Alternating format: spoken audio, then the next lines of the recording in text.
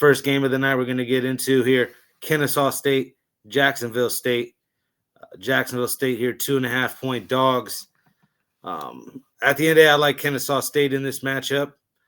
They did lose the first meeting. I think Amari Odom, there are 3 interceptions in that first time these two teams played. It was kind of a 50-50 at that time of the year quarterback situation between him and Dexter Williams. He obviously wound up taking over the role. I just think at the end of the day, Kennesaw State, his defense has been solid all year long.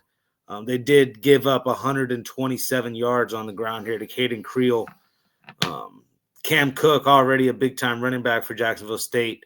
I think that's the guy that gets going on the Jacksonville State side, and they run that read option game here at Jacksonville State. And I think, it's the type of thing where the defense, you got to pick which one you want to choose to let hurt you. And I think they're going to try to contain Caden Creel, and they'll let Cam Cook go for as much as he wants. Obviously, 3 yards you want to limit him to, but I like this prop as well in this game. Caden Creel under 96.5 yards rushing. This should be a very interesting game here in that one. Then we got the Sun Belt Championship here. Troy, James Madison, a big number here. James Madison laying the -24. They might get the outright bid. Who knows? We will see there on Selection Sunday. Do I want to lay the 24 points? I'm not necessarily rushing here to lay it. I do think, a low total like this, 46.5, should be a cold weather game. We'll see if there'll be rain. I don't think there is. Doesn't look like it because some of these other games here, there is expected rain. But this one here, just a cold one. Just James Madison's defense here is a top 12 defense here against the pass. Troy's going to put in this kid, Bruce Crowder, who's been the starter now the last couple games. He was the starter there against Clemson. That game, Troy stuck around in there for a long time in that game against Clemson. Then got hurt. They had to put in Kilcrease. Crowder now coming back has looked good. I just think this is going to be the best defense outside of maybe Clemson that, he's seen all year long. James Madison, again, 12th against the pass. Very good at turning over the ball as well, or forcing turnovers. And I like this prop here in this game. I still kind of do lean a +24 just because of all of the value. You're talking 34-10 and we still cover. Goose Crowder, 2 interceptions, though. I think it's going to be rough through the air. It could get ugly. James Madison has been blowing teams out. I get why the number's as big as it is. I'm really just on this prop, and I'll pass. 34-10 final. We got next up UNLV now up to +5, taking on Boise State, a rematch there of the game earlier this year. It was a drumming.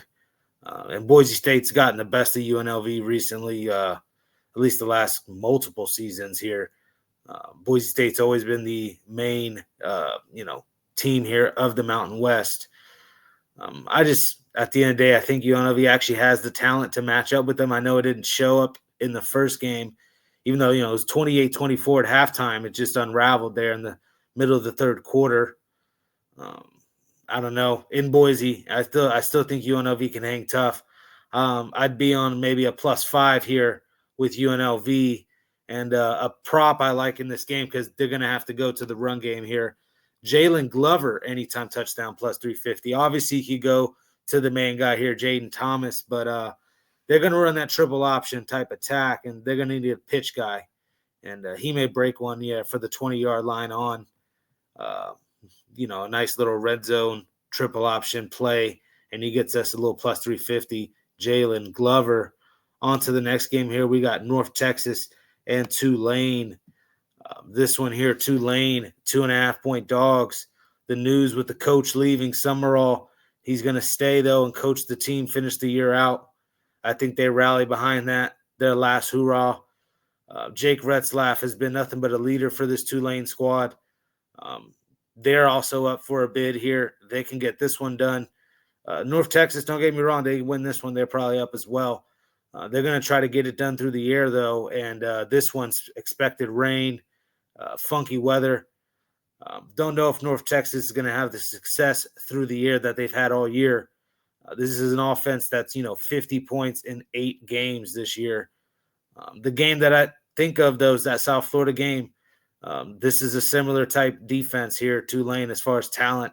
And I definitely think, turning the ball up, forcing turnovers, another Tulane defense is good at that. I could definitely see, Tulane gets up early, forces North Texas to really, really throw it around, and only winds up turning them over even more and more. High total could be because of the short fields they potentially get Tulane here, and they're going to run the ball, though. With the quarterback, Retzlaff, don't get me wrong, he's going to try to run it. Over 36.5 yards rushing feels light.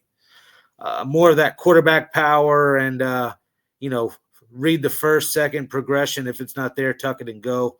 He'll get 36.5 yards, I think, way over that, maybe 50, 60.